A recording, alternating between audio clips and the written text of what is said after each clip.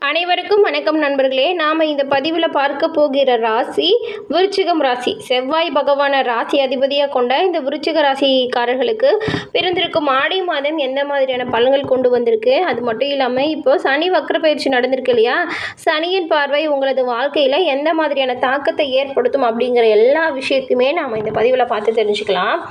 எந்த ஒரு ஜோதிடருமே ஒரு நாளைக்கு ஒரு முறையாவது இந்த விருச்சிக ராசிக்காரங்க எப்படிப்பட்டவங்க அப்படிங்கிற கேள்வியை கண்டிப்பாக எதிர்கொண்டிருப்பாங்க. ஏன்னா பலாப்பழம் போல் அவங்க முள்ளாக இருப்பாங்க வெளியே, ஆனால் உள்ள எவ்வளோ இனிப்பாக இருக்கும் அந்த பழம், அதுபோல் இவங்களோட மனதில் என்ன இருக்குது அப்படிங்கிறத நம்ம கண்டுபிடிக்க முடியாத அளவுக்கு இருப்பாங்க. ஆனால் புலியின் பாய்ச்சல் போல் எங்கிருந்து இவங்க எப்படி பாய்வாங்க அப்படிங்கிறத கணிக்கவே முடியாதுங்க. நட்சத்திர மண்டலத்தில் அமைஞ்சிருக்கும் விசாகம் 4ஆம் பாதம் முதல் அனுசம் கேட்டை ஆகிய நட்சத்திரங்கள் இந்த விருச்சிக ராசியில் வரும். இதில் நட்சத்திர ரீதியாகவுமே பலன்கள் மாறி மாறி இருக்குங்க.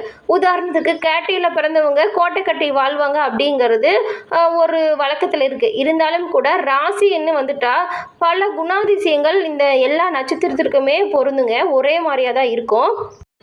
அது என்னன்னா, விருச்சிகம் ராசியோட ராசிநாதன் செவ்வாய் கிரகம்ங்க. செவ்வாயோட அதிபதி முருகன்.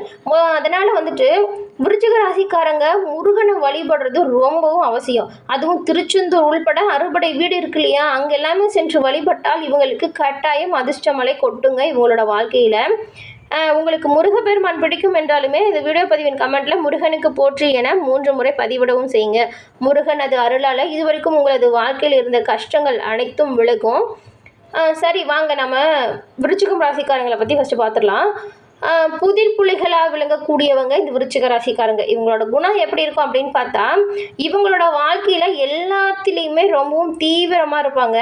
ரொம்பவும் சென்சிட்டிவான உணர்ச்சி கொண்டவங்களாகவும் இருப்பாங்க. எந்த ஒரு விஷயத்தையும் ஈஸியாக ஏற்றுக்கவும் மாட்டாங்க, ஏற்றுக்கிட்டாங்க மறக்கவும் மாட்டாங்க. அவங்களுக்கு பிடிக்கலன்னா கட்டாயம் அந்த நபரை மன்னிக்கவும் இவங்க தயங்கவே மாட்டாங்க.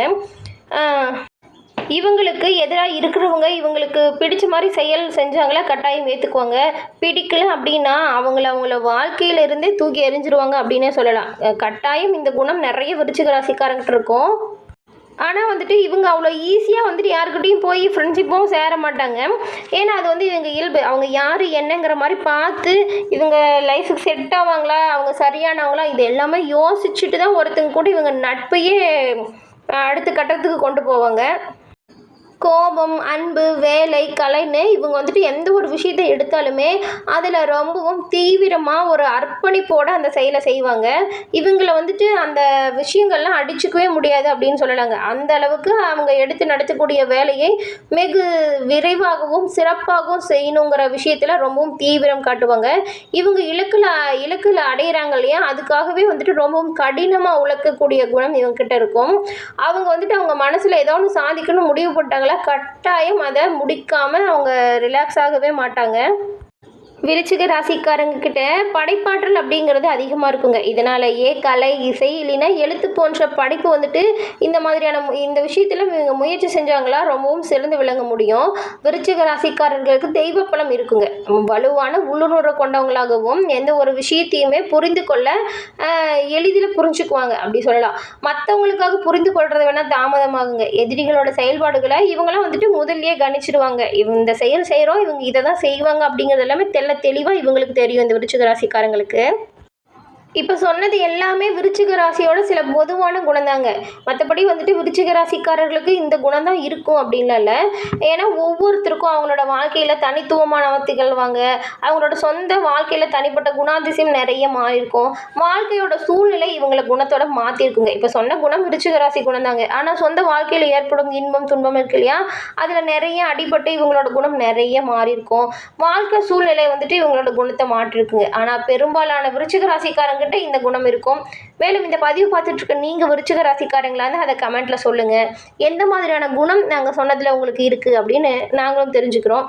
மேலும் இந்த ஆடி மாதம் உங்களுக்கு எவ்வளோ சிறப்பாக அமைஞ்சிருக்கு அப்படிங்கிறத தொடர்ந்து நாம் பார்க்கலாம். விருச்சிகம் ராசிக்காரங்களுக்கு இதுவரைக்கும் இது வந்து ரொம்பவும் ஒரு சில விஷயத்துங்கள கஷ்டப்பட்டுருப்பீங்க. என்னடா வாழ்க்கை அப்படிங்கிற மாதிரி யோசிச்சிருப்பீங்க. நம்ம வந்துட்டு மற்றவங்களுக்கு சொல்கிறோம் அது சரியாக இருக்குது, ஆனால் நமக்காக அது செய்கிறோம் இது தவறாக முடியுது, இது எப்படி நடக்குங்கிற மாதிரி மனக்குழப்பத்தில் திகழ்ந்திருப்பீங்க. எடுக்கிற செயல் நிறைய வந்துட்டு உங்களுக்கு பிடிச்ச மாதிரியே அமைஞ்சிருக்காது. அமைஞ்சது பிடிச்ச மாதிரி உங்களுக்கு லைஃப்பை கொண்டு போயிருப்பீங்க. அப்படிப்பட்ட உங்களுக்கு இந்த ஆடி மாதம் எப்படி அமைஞ்சிருக்கு அப்படின்னு பார்த்தா, சூரியன் உங்களுக்கு 9ஆம் இடத்துல இருக்காருங்க. சூரியன் 9ஆம் இடத்துல இருக்கும் பொழுது இதுவரைக்கும் உங்களது தொழில் வந்துட்டு உங்களுக்கு சிறப்பாக இல்லைன்னு சொல்லி வருத்தப்பட்டு இருந்த எல்லாருக்குமே உங்களோட தொழில் சிறப்படைவதற்காகவே இவர் இங்கே அமர்ந்திருக்கார் அப்படின்னே சொல்லலாங்க. இதுவரைக்கும் எவ்வளவோ துன்பங்கள் துயரங்கள் இருந்தாலுமே அனைத்தும் போகக்கூடிய மாதமாக உங்களுக்கு இந்த மாதம் விளங்க போகுது. உங்களுக்கு இந்த மாதம் ஆன்மீகத்தில் அதிக ஈடுபாடு இருக்குங்க. மனம் அமைதிக்காக அதிக முயற்சி செய்ய போகிறீங்க. உங்களோட முன்னேற்றத்திற்கான பல வாய்ப்புகள் அமையும். அதை எல்லாமே நீங்கள் முறையாக பயன்படுத்திக்கோங்க. இதன் மூலம் உங்களது தொழில் வந்துட்டு வியாபாரம் விருத்தி அடைவதற்கு ஒரு நல்ல வாய்ப்பாக இருக்கும். அந்த வாய்ப்புகள் எல்லாமே எப்படி உங்களுக்கு நீங்கள் சாதகமாக பயன்படுத்திக்கிறீங்க அப்படிங்கிறதுல தாங்க உங்களோட முன்னேற்றமே இருக்குது. உத்தியோகம் தொழில் எல்லாமே சரியாக திட்டமிட்டு செஞ்சிங்கன்னா இந்த மாதத்தில் உங்களுக்கு வந்துட்டு யாரோட ஆதரவுமே தேவையில்லைங்க. உங்களது முயற்சி உங்களுக்கு சாதகமாக அமையும். அது மட்டும் இல்லாமல் குடும்பத்தில் மகிழ்ச்சியான சூழ்நிலை நிலவும். இது வரைக்கும் இருந்த சங்கடங்கள் பிரச்சனை சண்டை எல்லாமே கூடிய விரைவில் சிறந்த ஒரு முடிவுக்கு வந்துடும். அதன் பிறகு உங்கள் வாழ்க்கை நல்லதாக இருக்கும். இப்போ வந்துட்டு நாம் ஆடி மாதத்தில் சிறப்பான தினங்கள் என்ன வந்திருக்கு, அந்த சிறப்பு தினத்தில் நீங்கள் என்ன செய்யணும் அப்படிங்கிறத தொடர்ந்து பார்க்கலாம். ஏன்னா வந்துட்டு தமிழ் மாதத்தில் மொத்தம் 12 மாதம் இருக்குங்க. அந்த 12 மாதமே ஏதோ ஒரு வகையில் ஒரு சிறப்புக்குரிய மாதமாக அமைஞ்சிருக்கு. ஆனால் எல்லா நாளுமே எல்லா ஒரு நேரமே சரியாக முறையாக சிறப்பாக அமையும் மாதம் எது அப்படின்னு பார்த்தா கட்டாயம் அது ஆடி மாதம் தாங்க. ஏன்னா ஆடி மாதம் வந்துட்டாலே அது அம்மனுக்குரிய மாதமாக பார்க்கப்படுது. ஏன்னா இந்த சமயத்தில் வந்து சிவனோட சக்தியை விட பார்வதி தாயாருக்கு சக்தி அதிகமாக இருக்கும் அப்படிங்கிறது ஐதீகமாக நம்பப்படுது. இதனாலேயே திறக்காத அம்மன் கோவில்லாம் கூட திறந்திருப்பாங்க. ஆடி மாதத்தில் எல்லா அம்மன் கோவிலுமே வெகு விமர்சையாக திருவிழா அப்படிங்கிறது கொண்டாடிட்டு வருவாங்க. ஆன்மீக வழிபாட்டிற்கு சிறந்த மாதமாகவும் இந்த ஆடி மாதம் பார்க்கப்படுது. ஏன்னா ஆடி முதல் நாள் தொடங்கி ஆடி வெள்ளி, ஆடி 18, ஆடி அமாவாசை, ஆடி பூரம், ஆடி பௌர்ணமி, ஆடி கிருத்திகைன்ட்டு எல்லா நாளுமே சிறப்புக்குரிய மாதம் அமைஞ்சிருக்கு. அன்றைய தினம் எல்லாமே சிறப்புக்குரிய ஒரு விஷயம் நடந்திருக்குங்க. மேலும் வந்துட்டு ஆடி மாதத்தில் அம்மன் வளங்கள் தான் ரொம்பவும் சிறப்பு. நிறைய கிராமப்புறங்களில் பாருங்கள், ஐனாரப்பன், மதுரை வீரன், மாடசாமி இருக்காங்க இல்லையா, இந்த மாதிரியான கிராம தேவதைகளுக்கு சிறப்பான பூஜை நடைபெறும்.